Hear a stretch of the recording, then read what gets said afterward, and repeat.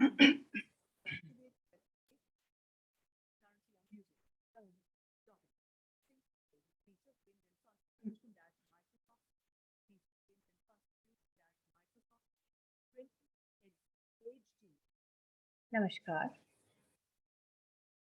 इस वीडियो के पूर्व एक और वीडियो मैंने अपलोड किया है और उसमें मैंने भारत के संविधान की प्रमुख विशेषताएं समझाई हैं, लेकिन सारी विशेषताएं नहीं, कुछ शुरू की प्रमुख विशेषताएं समझाने की कोशिश की थी। और उसमें एक विशेषता मैंने बताई थी कि भारत का संविधान जो है उसका स्वरूप संघात्मक है, लेकिन उसकी आत्मा एकात्मक है। और मैंने ये भी बताया था कि केंद्र तथा इकाइयों के मध्य जो संबंध पाए जाते हैं उसके आधार पर संविधान के दो प्रकार होते हैं। शासन प्रणालियों के दो प्रकार होते हैं, एक होती है संघात्मक और दूसरी होती है एकात्मक। जहाँ संघात्मक शासन व्यवस्था होती है वहाँ शक्तियों का जो विभाजन है, केंद्र और इकाइयों के मध्य जो शक्तियों का विभाजन है वो संविधान के द्वारा किया जाता है। और जहाँ एकात्मक व्यवस्था होती है वहाँ ये विभाजन केंद्र सरकार की इच्छा अनुसार किया जाता है, वहाँ उस विभाजन का उल्लेख संविधान में नहीं होता है।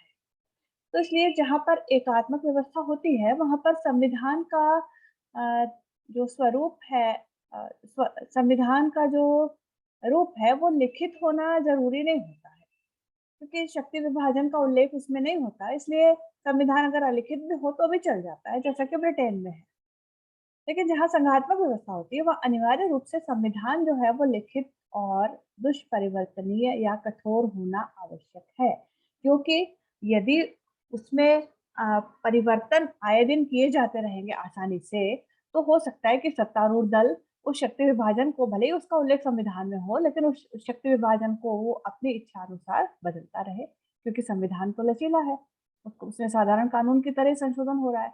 तो इसलिए जहाँ पर संघात्मक व्यवस्था होती है वहाँ पर संविधान जो होता है वो दुष्परिवर्तनीय या कठोर होना आवश्यक होता है, यानी उसमें संशोधन के लिए एक विशेष प्रक्रिया का अपनाया जाना आवश्यक होता है। तो ये तो बेसिक मैंने डिफरेंस आप लोगों को बताया कि एकात्मक शासन व्यवस्था और संघात्मक शासन व्यवस्था में क्या डिफरेंस है। उसमें एक और बात है कि जहाँ एकात्मक शासन व्यवस्था होती है वहाँ न्यायालय का बहुत ज्यादा अधिकार संपन्न होना भी आवश्यक नहीं है, क्योंकि केंद्र और इकाइयों के बीच में संविधान की व्याख्या को लेकर के कोई प्रश्न नहीं उठता, क्योंकि शक्ति विभाजन जो होता है वो केंद्र सरकार की इच्छा से होता है, संविधान के द्वारा उसमें कोई परिवर्तन नहीं किया जाता। तो जहाँ पर संघात्मक व्यवस्था होती है वहाँ केंद्र और इकाइयों के बीच में, या दो से ज्यादा इकाइयों के बीच में भी जो विवाद होते हैं या संविधान की व्याख्या को लेकर के जो विवाद होते हैं उसमें न्यायालय का निर्णय अंतिम होता है। और न्यायालय को ये शक्ति दी जाती है कि वो संसद द्वारा या राज्य विधानमंडलों द्वारा बने हुए कानूनों को संविधान के विरुद्ध पाए जाने पर अवैध घोषित कर सके। तो ये भी एक बहुत बड़ा अंतर है एकात्मक और संघात्मक शासन व्यवस्थाओं में। अब अपन आ जाते हैं भारत पर कि भारत में किस प्रकार की शासन व्यवस्था है। तो इसके बारे में ये कहा जाता है कि ये इसका स्वरूप तो संघात्मक है, लेकिन इसमें एकात्मकता के तत्व प्रबल हैं। कुछ का कहना है कि ये तो अर्धसंघीय व्यवस्था है, कुछ विद्वानों का कहना है कि अर्धसंघीय व्यवस्था नहीं होती, या तो पूरी तरह से संघात्मक होती है या पूरी तरह से एकात्मक होती है। तो अलग-अलग विचार हैं, लेकिन इतना तो ज़रूर है कि हमारी जो संघात्मक व्यवस्था है उसमें उसमें एकात्मकता के लक्षण तो हैं। तो अब हमारे संविधान में कौन से जो लक्षण हैं वो संघात्मक हैं और कौन से लक्षण एकात्मक हैं, उसकी चर्चा अ, हम इस वीडियो में आगे करेंगे। संघात्मक लक्षण कौन-कौन से हैं? सबसे पहला है संविधान की सर्वोच्चता। संविधान जो है हमारा सर्वोच्च है और सर्वोच्च कानून है, ये तो निर्विवाद है। फिर दोहरी सरकार भी है, केंद्र की सरकार है और एक राज्यों की सरकार है।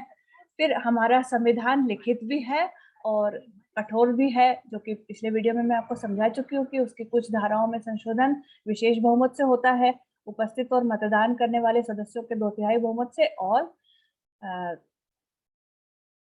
कुल सदस्यों के साधारण बहुमत से। और कुछ अन्य धाराओं में संशोधन के लिए आधे राज्यों के विधानमंडलों का अनुसमर्थन भी आवश्यक होता है। तो इस तरह से जो हमारा संविधान है वो लिखित भी है और कठोर भी है। जो शक्ति का विभाजन है वो भी संविधान के द्वारा किया गया है। 3 सूचियां हैं, संघ सूची, राज्य सूची और समवर्ती सूची। और इन में संघ सूची पर केंद्र सरकार कानून बनाती है, राज्य सूची के विषय पर राज्य सरकार कानून बनाती है, समवर्ती सूची के विषय पर दोनों सरकारें कानून बना सकती है। लेकिन अगर विवाद की स्थिति उत्पन्न हो तो संघ सरकार का कानून मान्य होता है। लेकिन जो अवशिष्ट शक्तियां, जो तीनों सूचियों में विषय नहीं बचे, मतलब जो तीनों सूचियों में नहीं है शामिल और बच गए हैं अवशिष्ट विषय, वो केंद्र सरकार के पास है। तो अब यहाँ के ये संघात्मक जो स्वरूप है, इसमें एकात्मकता प्रबल है। तो एकात्मक लक्षण कौन-कौन से हैं? सबसे पहली बात तो शक्ति विभाजन में केंद्र प्रबल है। मैंने आपको बताया कि संघ सूची में 97 सब्जेक्ट्स हैं, 97 विषय हैं, जो कि सबसे ज़्यादा है और बहुत महत्वपूर्ण विषय संघ सूची में है। फिर राज्य सूची में मूल संविधान में 66 विषय थे, लेकिन 42वें संविधान संशोधन के बाद उसमें से 4 विषय समवर्ती सूची में शामिल कर लिए गए, तो अब उसमें 62 विषय हैं। समवर्ती सूची में 47 थे और उसमें से 4 विषय राज्य सूची से उसको दिए गए और एक और विषय जोड़ा गया। इस तरह से 52 विषय समवर्ती सूची में है। और समवर्ती सूची के विषय में भी केंद्र की स्थिति प्रबल है, क्योंकि उसी का निर्णय मान्य होगा हर स्थिति में।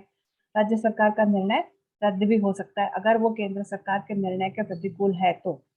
बची राज्य सूची, उसपे शांति काल में तो राज्य सरकारें कानून बना सकती है, आपातकाल में उस पर भी केंद्र सरकार कानून बना सकती है। लेकिन शांति काल में भी 2 स्थितियां ऐसी हैं जबकि राज्य सूची के विषय पर केंद्र सरकार कानून बना सकती है।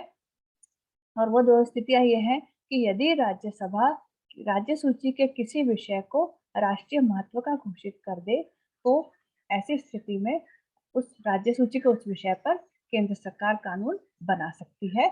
दूसरी बात, अगर 2 या 2 से अधिक राज्य मिल करके इस तरह की मांग करते हैं कि राज्य सूची के अमुक विषय पर केंद्र सरकार कानून बनाए, तब भी वो कानून बनाती है, लेकिन वो कानून सिर्फ उन्हीं राज्यों तक शामिल होता है, उन्हीं राज्यों तक लागू होता है जो इस तरह की मांग कर रहे होते हैं। और अगर दूसरे राज्य भी शामिल होना चाहते हैं उसमें, उस तरह का कानून लागू करना चाहते हैं, तो वो अपनी स्वेच्छा से ऐसा कर सकते हैं। तो कहने का मतलब ये कि जो शक्ति विभाजन है उसमें केंद्र प्रबल है, और जो अवशिष्ट शक्तियां वैसे जनरली जो संघात्मक शासन व्यवस्था वाले देश होते हैं, वहाँ संघ सूची के विषयों का, सिर्फ संघ के विषयों का उल्लेख होता है और बचे हुए सारे विषय राज्य सरकारों को दे दिए जाते हैं, जैसा कि अमेरिका में है, जैसा कि स्विट्जरलैंड में है। लेकिन भारत में ऐसा नहीं है। भारत में अवशिष्ट शक्तियां भी केंद्र सरकार के पास है। फिर एक और बहुत बड़ी शक्ति केंद्र सरकार के पास है, जो कि हमारी व्यवस्था को एकात्मक बना देती है, वो है राज्यों की सीमाओं में परिवर्तन का अधिकार। अमेरिका के संघ के लिए कहा जाता है कि यह अविनाशी राज्यों का अविनाशी संघ है, क्योंकि एक बार, इसका मतलब ये है कि एक बार कोई राज्य उस संघ में शामिल हो गया तो वहां से अलग नहीं हो सकता। ये बात तो यहाँ भी है, भारत में भी है कि एक बार कोई संघ में शामिल हो गया तो उससे अलग नहीं हो सकता। लेकिन दूसरी बात, अविनाशी राज्य का मतलब है कि केंद्र सरकार उस राज्य की अनुमति के बिना उसके नक्शे को नहीं बदल सकती, यानी उसकी सीमाओं में परिवर्तन नहीं कर सकती, उसको तोड़ करके 2 नहीं बना सकती, या उसका कोई पार्ट लेकर के दूसरे को नहीं दे सकती। इस तरह का कोई परिवर्तन अमेरिका की सरकार नहीं कर सकती, लेकिन भारत की सरकार कर सकती है। उसको संविधान का अनुच्छेद 3 इस तरह की शक्ति प्रदान करता है कि वो राज्यों का पुनर्गठन कर सकती है, उसकी सीमाओं में परिवर्तन कर सकती है, एक राज्य को तोड़ करके 2 बना सकती है, कुछ 2-3 राज्यों को मिला करके कोई एक राज्य बना सकती है। ये वो कर सकती है, और इस बारे में उसको राज्य की विधानमंडल से परामर्श लेना चाहिए, ये उल्लेख तो है, लेकिन ये परामर्श उतना बाध्यकारी नहीं है। तो इसलिए ये जो अधिकार है संसद के पास, ये हमारे व्यवस्था को एकात्मक बनाता है। फिर राज्यपाल की जो भूमिका है, राज्यों में राज्यपाल की जो नियुक्ति की जाती है, उसकी जो केंद्र के प्रतिनिधि के रूप में भूमिका होती है, वो भी हमारी व्यवस्था को एकात्मक बनाती है। हमारे यहाँ गहरी नागरिकता की व्यवस्था है, वो भी उसे एकात्मक बनाती है। फिर इसके अलावा कुछ और भी बातें हैं, जैसे राज्यसभा में जो प्रतिनिधित्व है, वो समानता के आधार पर नहीं है। जो द्वितीय सदन होता है ना संघात्मक व्यवस्थाओं में, द्वितीय सदन में जो प्रतिनिधित्व होता है, वो अ, प्रतिनिधित्व समानता के आधार पर होता है, यानी राज्य बड़ा हो चाहे छोटा हो, उसको 2-2 प्रतिनिधि भेजने का अधिकार होता है। लेकिन हमारे यहाँ ऐसा नहीं है, हमारे यहाँ अगर छोटा राज्य है तो उसका एक ही प्रतिनिधि भेजा जाता है, बड़ा है तो जनसंख्या के आधार पर जितना भी होता है, उसके प्रतिनिधियों की संख्या बढ़ जाती है। तो ये भी जो व्यवस्था है, ये संघात्मक व्यवस्था के अनुकूल नहीं है।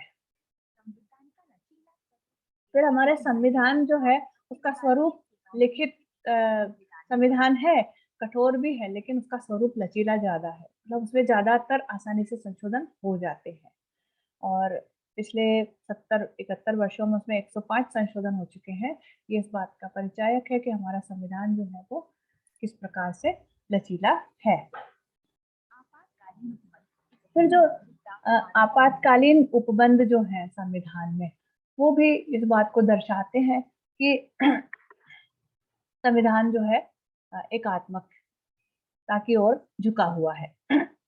जो आपातकालीन उपबंध है, मतलब आपातकालीन स्थिति में तो जो हमारा संविधान है, वो पूरी तरह से एकात्मक हो ही जाता है, क्योंकि उस समय राज्य सूच के विषयों पर भी सरकार कानून बना सकती है और राज्यों से काफ़ी कुछ अधिकार वो अपने पास ले सकती है, उसके काफ़ी अधिकारों को वो स्थगित कर सकती है, जनता के मौलिक अधिकारों को भी स्थगित कर सकती है। तो उस समय तो हमारा संविधान जो है पूरी तरह से एकात्मक हो ही जाता है। फिर इसके अलावा कुछ ऐसे डेवलपमेंट भी हुए हैं, जो कुछ ऐसा विकास भी हुआ है आज़ादी के बाद कि जिसने हमारे संविधान को एकात्मकता की ओर अ, अधिक झुका दिया है। वो है, जैसे पहले योजना आयोग था और अब नीति आयोग है। ये केंद्र और राज्य दोनों के लिए योजनाएँ बनाता है और दोनों के लिए ही वित्त का आवंटन वगैरह करता है जो भी। तो उससे भी हमारा जो संविधान है, उसका स्वरूप एकात्मक हो गया है। फिर राज्यों के पृथक संविधान नहीं है, ये भी एकात्मकता का लक्षण है। एक ही राष्ट्रध्वज है, एक राष्ट्रभाषा की व्यवस्था की गई है, निर्वाचन आयोग एक ही है। तो इस तरह से कई बातें ऐसी हैं जो ये दर्शाती हैं कि हमारा जो संविधान है, उसका स्वरूप संघात्मक भले ही हो, लेकिन उसमें एकात्मकता के लक्षण अधिक हैं। अब एक संविधान की अगली विशेषता है संसदीय व्यवस्था में संसदीय सर्वोच्चता तथा न्यायिक सर्वोच्चता के बीच में समन्वय।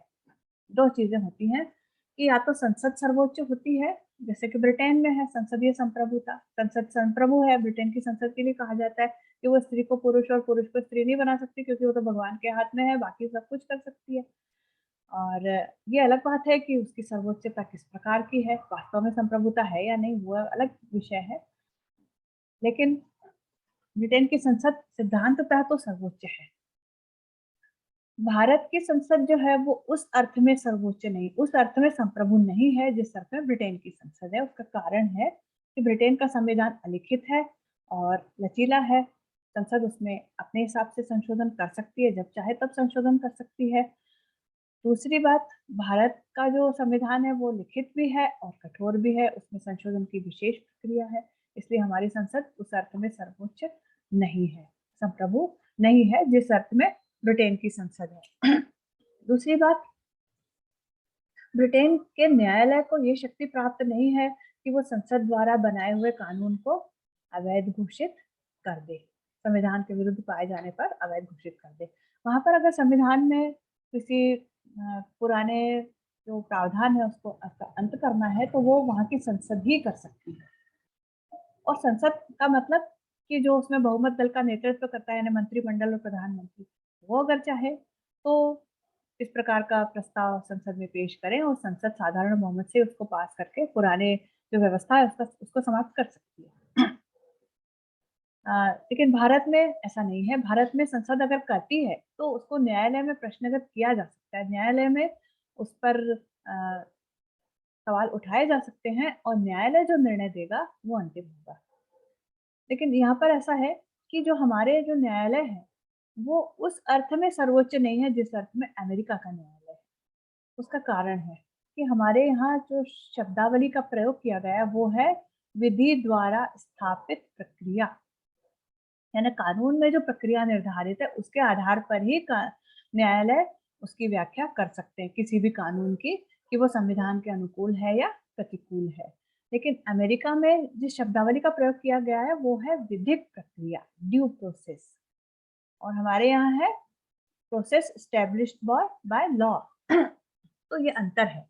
तो वहाँ वहाँ का जो न्यायालय है वो प्राकृतिक न्याय के आधार पर भी संविधान की व्याख्या कर सकता है, और इसीलिए वहाँ तो ये कहा जाता है कि सोमवार को वहाँ डिसीजन सुनाया जाता है, तो हर सोमवार को अमेरिका के संविधान में कुछ नया जुड़ जाता है, ऐसा कहा जाता है।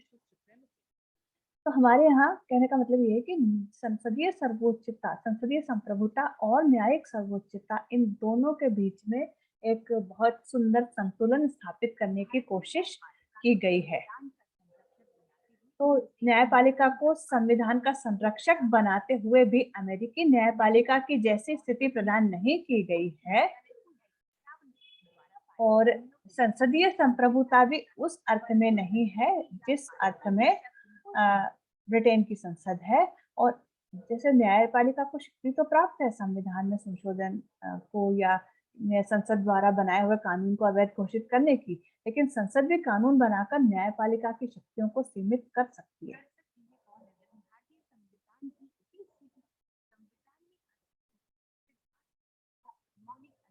अब अगली विशेषता है मौलिक अधिकार और मूल कर्तव्य।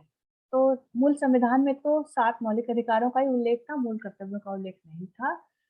44वें संविधान संशोधन द्वारा संपत्ति के अधिकार को मूल अधिकारों की श्रेणी से हटा दिया गया, और अब जो मौलिक अधिकार हैं वो 6 ही रह गए हैं, और ये है समानता का अधिकार, स्वतंत्रता का अधिकार, धार्मिक स्वतंत्रता का अधिकार, शोषण के विरुद्ध अधिकार, शिक्षा और संस्कृति का अधिकार, और संवैधानिक उपचारों का अधिकार।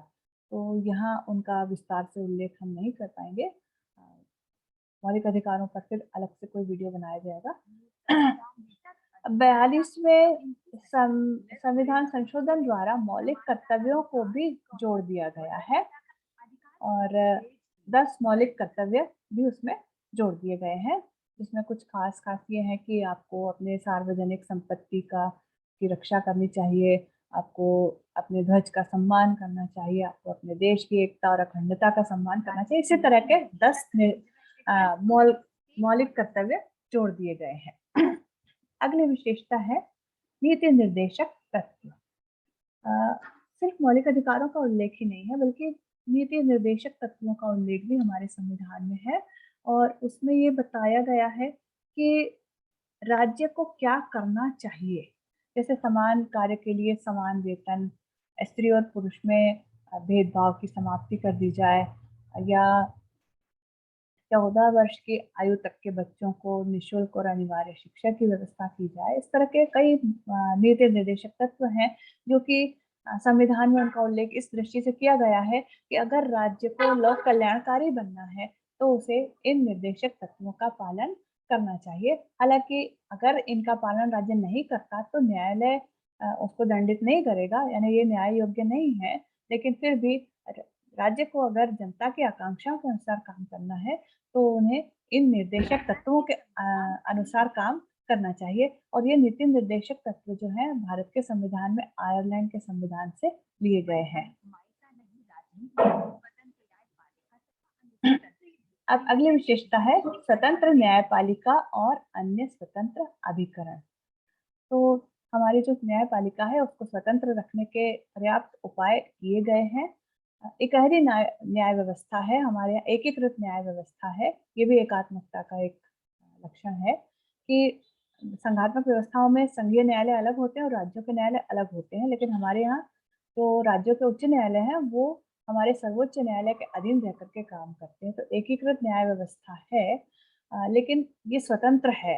न्यायाधीशों का जो वेतन है उनके कार्यकाल में कम नहीं किया जा सकता, बढ़ाया जा सकता है, लेकिन अलाभकारी परिवर्तन उसपे नहीं किया जा सकता। एक बार नियुक्त होने के बाद उनको हटाया नहीं जा सकता, एक निश्चित आयु सीमा है, उसके पहले उनको नहीं हटाया जा सकता। उसके बाद में अगर उनको हटाना है तो अगर उन्होंने बहुत गलत कुछ काम किया है और महाभियोग की प्रक्रिया से उनको हटाया जा सकता है, अन्यथा उनको नहीं हटाया जा सकता। तो इस तरह के कुछ उपाय अपना करके न्यायपालिका को स्वतंत्र रखने का प्रयास किया है कि वो कार्यपालिका और व्यवस्थापिका के हस्तक्षेप से स्वतंत्र रहे। इसके अलावा अन्य स्वतंत्र अभिकरण भी हैं, जैसे भारत का निर्वाचन आयोग है, फिर नियंत्रक और महालेखा परीक्षक और संघ लोक सेवा आयोग, राज्यों के लोक सेवा आयोग हैं। तो ये सारी जो अभिकरण है, इनका उल्लेख भी हमारे संविधान में किया गया है। इनके इनके विषय में अलग से प्रावधान किए गए हैं और इनको भी कार्यपालिका और व्यवस्थापिका के हस्तक्षेप से मुक्त रखने का प्रयास किया गया है। अगली विशेषता है सांप्रदायिक प्रतिनिधित्व का अंत तथा वयस्क मताधिकार का प्रारंभ। सांप्रदायिक प्रतिनिधित्व का मतलब है कि विभिन्न संप्रदायों को के लिए अलग-अलग निर्वाचन क्षेत्र बनाए जाएं, उनके मतदाता अलग हों और उनके प्रतिनिधि अलग चुने जाएं, जैसा कि अंग्रेजों के काल में किया गया था कि मुसलमानों के प्रतिनिधि अलग चुने जाते थे, सिखों के अलग, आंग्ल भारतीयों के अलग और यूरोपियंस के अलग, भारतीय ईसाइयों के अलग, इस तरह से सिखों के अलग, अलग-अलग प्रतिनिधि चुने जाते थे। लेकिन इस सांप्रदायिक प्रतिनिधित्व को भारतीय संविधान ने समाप्त कर दिया। हालांकि स्थान आरक्षित जरूर किए गए हैं अनुसूचित जातियों जनजातियों के लिए, पिछड़े वर्ग के लिए, लेकिन निर्वाचन क्षेत्र तो संयुक्त होते हैं और सांप्रदायिक प्रतिनिधित्व का पूरी तरह से अंत कर दिया गया है और सार्वभौम वयस्क मताधिकार का प्रारंभ कर दिया गया है। एक साथ ही मतलब करोड़ों लोगों को मताधिकार प्राप्त हो गया था। अंग्रेजों के समय में तो बहुत कम 2 या 3% लोगों को ही मताधिकार प्राप्त था। शिक्षा और संपत्ति मताधिकार का आधार था, लेकिन अब ऐसा नहीं है। अब एकल नागरिकता है, हमारे यहाँ राज्यों की अलग नागरिकता नहीं है। ये बात संघात्मक व्यवस्था और एकात्मक व्यवस्था के उल्लेख में भी मैं समझा चुकी हूँ। जैसे स्विट्जरलैंड में तो कैंटनों की अलग नागरिकता होती है, कहीं-कहीं कम्यूनों की नागरिकता अलग-अलग होती है। अमेरिका में भी राज्यों की नागरिकता अलग है, संघ की नागरिकता, 2-2 नागरिकताएँ होती हैं।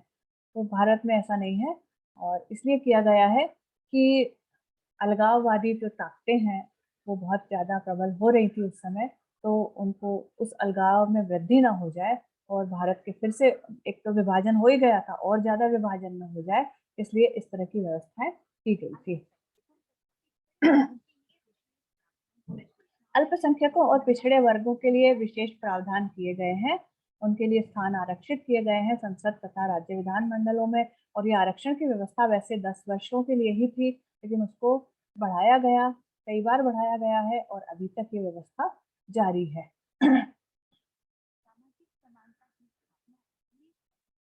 सामाजिक समानता की स्थापना के लिए ही ये जो व्यवस्था की गई थी कि जो पिछड़े हैं उनको मुख्य धारा तक लाया जाए, उनको आगे आने दिया जाए और इसीलिए जो आरक्षण की व्यवस्था है वो लगातार बढ़ाई जाती रही है। कल्याणकारी राज्य की स्थापना का आदर्श भी हमारे संविधान की एक विशेषता है और इसीलिए उसमें नीति निर्देशक तत्वों को सम्मिलित किया गया है। फिर एक राष्ट्रभाषा की व्यवस्था की गई है, जो प्रमुख राष्ट्रभाषा है वो हिंदी है, अंग्रेजी जो है वो सहभाषा के रूप में जारी है, वैसे उसको 15 वर्ष के लिए ही जारी रखना था, लेकिन बाद में उसको अनिश्चित काल के लिए जारी कर दिया गया क्योंकि हमारे यहाँ कुछ प्रदेश ऐसे थे जहाँ अंग्रेजी ज़्यादा बोली जाती थी और वो ये चाहते थे कि अंग्रेजी का इस तरह से उसको राष्ट्रभाषा के दर्जे से हटाया ना जाए, इसलिए उसको भी सहभाषा के रूप में लंबे समय के लिए जारी कर दिया गया है। फिर एक विशेषता है विश्व शांति का समर्थन। जो हमारा संविधान है, उसमें जो नीति निर्देशक तत्व हैं, उसमें कुछ प्रावधान इस प्रकार के हैं, जिसमें विश्व शांति के बारे में भी बताया गया है कि हमारा जो उद्देश्य है, वो वसुधैव कुटुंबकम का उद्देश्य है। हम वसुधैव कुटुंबकम में विश्वास करते हैं, हम अंतर्राष्ट्रीय विवादों को शांतिपूर्वक निपटाने के पक्ष में हैं और हम अनाक्रमण की नीति या पंचशील के सिद्धांतों को का समर्थन करते हैं, तो हमारा संविधान जो है वो विश्व शांति का समर्थक है। अब इस संविधान की अच्छी-अच्छी बातें तो मैंने आप लोगों को बता दी, इसकी प्रमुख विशेषताएँ जो थी खास-खास वो बता दी। अब इसकी कुछ आलोचना भी की जाती है। कुछ विद्वानों ने इसे भानुमति का पिटारा कहा है कि भई इसमें तो दुनिया भर के संविधानों से बहुत सारी चीज़ें ली गई है, मौलिक नहीं है ये।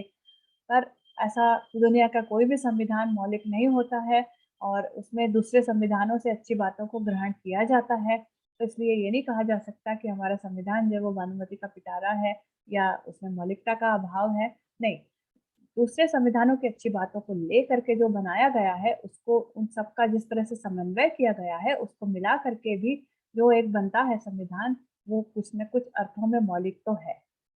हाँ, ये बात ज़रूर कही जाती है कि हमारे यहाँ जो प्राचीन जो आदर्श थे, उनको छोड़ कर के और इसको जो दूसरे देशों के संविधान हैं, वहाँ से लिया गया प्राचीन आदर्शों को भी का भी समावेश उसमें किया जाना चाहिए था। एक आलोचना इसकी ये भी की जाती है कि बहुत लंबा है, दुष्परिवर्तनशील है, तो दुष्परिवर्तनशील तो नहीं है क्योंकि गत वर्षों में 70-71 वर्षों में इसमें 105 संशोधन हो चुके हैं, दुष्परिवर्तनशील तो नहीं है। हाँ, बहुत ज़्यादा लंबा अवश्य है। इस आलोचना में फिर भी कुछ सार है। फिर ये भी कहा जाता है कि संविधान वैध नहीं है क्योंकि इसको बनाने वाले जो थे उसका जो आदेश था वो ब्रिटिश सरकार ने जारी किया था। लेकिन उस समय ये बात सही है कि ब्रिटिश सरकार ने आदेश जारी किया था, कैबिनेट मिशन योजना के तहत संविधान सभा का गठन हुआ था, लेकिन भारतीय स्वतंत्रता अधिनियम में इसको वैधता प्रदान कर दी गई थी। उसके बाद जब हम स्वतंत्र हो गए थे, तो उसके बाद की जो स्थिति है, उसके बाद तो ये संविधान सभा जो है वो संसद के रूप में भी काम करती रही बाद में और ये वैध सभा बन गई थी, तो इसलिए इसको अवैध तो नहीं कहा जा सकता। लेकिन ये भी कहा जाता है कि अभारतीय है, तो इस आलोचना में भी कोई दम नहीं है। अ, इसमें मौलिकता का अभाव है, ऐसा भी नहीं कहा जा सकता, कुछ तो मौलिकता है। दूसरे देशों से जो अच्छी बातें हैं, उन्हीं को ग्रहण किया गया है। फिर इसके बारे में कहा जाता है कि वकीलों का स्वर्ग है, ये बहुत ज़्यादा विस्तृत है, बहुत ज़्यादा इसमें धाराएँ हैं और बहुत थोड़ी-सी भाषा जो इसकी कठिन है, उसको व्याख्या के लिए हमको वकीलों का की मदद लेनी पड़ती है। तो ऐसा नहीं कहा जा सकता क्योंकि अमेरिका का संविधान छोटा है, उसके बाद भी वहाँ के जो लोग हैं, वो उसकी व्याख्या के विषय में न्यायालय पर ही निर्भर हैं। तो ऐसा तो दुनिया का कोई भी संविधान नहीं है कि जिसकी व्याख्या के लिए हमें जो है वकीलों पर निर्भर न रहना पड़े, तो ये भी आलोचना कोई बहुत दमदार नहीं है। तो इस तरह से मैंने आप लोगों को भारतीय संविधान की विशेषताएँ बताई हैं। इसमें ये भी कहा जाता है कि केंद्र को बहुत ज़्यादा शक्तिशाली बनाया गया है, लेकिन दुनिया का आप के सारे देशों को देख लीजिए, अमेरिका को देख लीजिए, स्विट्ज़रलैंड को कनाडा को, जितने भी देश हैं, सभी जगह केंद्र जो है वो प्रबल है। भले वो संघात्मक व्यवस्था वाले देश हों, लेकिन वहाँ पर भी केंद्र को ज़्यादा शक्तियाँ दी गई हैं। ये जो केंद्र की प्रबलता की जो प्रवृत्ति है, वो सर्वत्र पाई जाती है, तो भारत भी उसका अपवाद नहीं हो सकता और भारत में केंद्र को ज़्यादा शक्तियाँ इसलिए भी दी गई हैं कि हम सैकड़ों वर्षों की गुलामी के पश्चात स्वतंत्र हुए थे और हमें अपनी स्वतंत्रता को अक्षुण्ण बनाए रखना था, इसलिए केंद्र को ज़्यादा शक्तियाँ देना आवश्यक था। अगर हम राज्यों को ज़्यादा शक्तियाँ दे देते, तो हो सकता है कि हमारा देश भी सोवियत संघ की तरह विघटित हो जाता। उस समय विभाजन तो हुआ ही था, उसके बाद उसके और ज़्यादा टुकड़े हो जाते। ये इस आशंका को देखते हुए ही हमारे संविधान निर्माताओं ने केंद्र को अधिक शक्तियाँ प्रदान की। तो इस वीडियो में यहीं तक। इसके संविधान से संबंधित कुछ और बातों की चर्चा हम अगले वीडियो में करेंगे। धन्यवाद।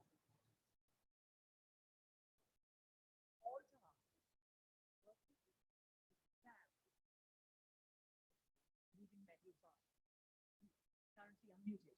Alt plus A button. To activate, press space bar.